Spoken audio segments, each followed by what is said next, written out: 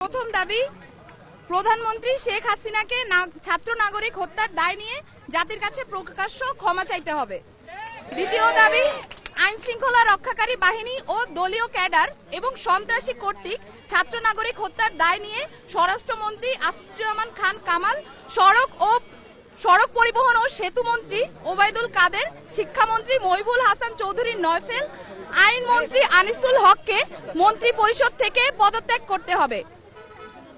Internet shutdown করে দেশে digital crackdown করায় তথ্য প্রতিমন্ত্রী জুনায়েদ আহমেদ পলককে পদত্যাগ করতে হবে।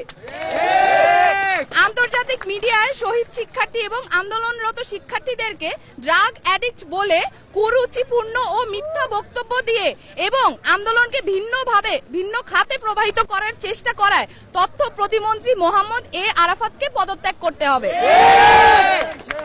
ঢাকা দাবি নাম্বার 3, ঢাকা সহ যত জায়গায় ছাত্র নাগরিক শহীদ হয়েছে সেখানকার ডিআইজি, পুলিশ কমিশনার ও পুলিশ সুপারদের চাকরি থেকে বরখাস্ত করতে হবে।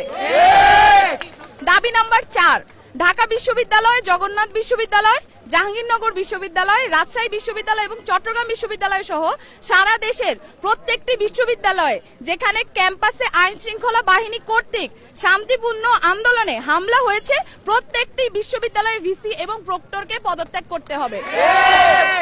দাবি নাম্বার 5, যে পুলিশ, বিজিবি, র্যাব ও সেনা সদস্যরা শিক্ষার্থীদের ওপর গুলি করেছে, ছাত্রলীগ, যুবলীগ সহ যে সকল সন্ত্রাসীরা শিক্ষার্থীদের ওপর নৃশংস হামলা পরিচালনা করেছে এবং যে সকল নির্বাহী ম্যাজিস্ট্রেট, পুলিশ ও সেনা কর্মকর্তাদেরকে নিরস্ত্র ছাত্র নাগরিকদের ওপর গুলি করার নির্দেশ দিয়েছে তাদেরকে আটক করে হত্যা মামলা দায়ের করতে হবে ও দ্রুততম সময়ের মধ্যে গ্রেফতার করতে হবে।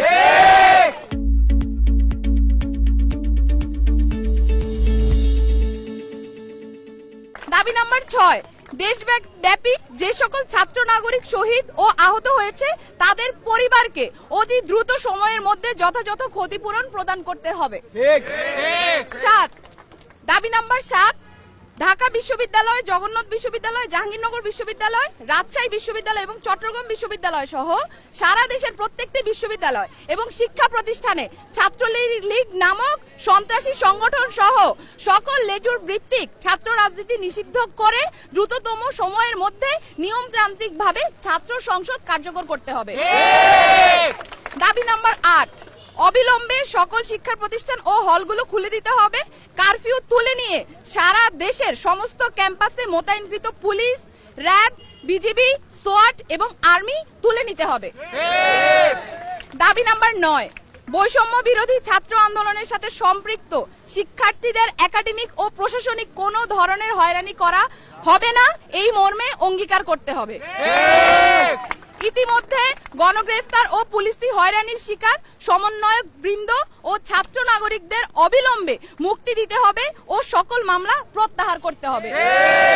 এই ছিল আমাদের 9 দফা দাবি এবং এই 9 দফা দাবিকে সামনে রেখে আমরা আমাদের আন্দোলন পরিচালনা করছি এবং আজকেও আমাদের যে কর্মসূচি সেই কর্মসূচি থেকে আমরা বলতে চাই অবিলম্বে অতি দ্রুত আমাদের যে 9 দফা দাবি সেটা মেনে নিতে হবে।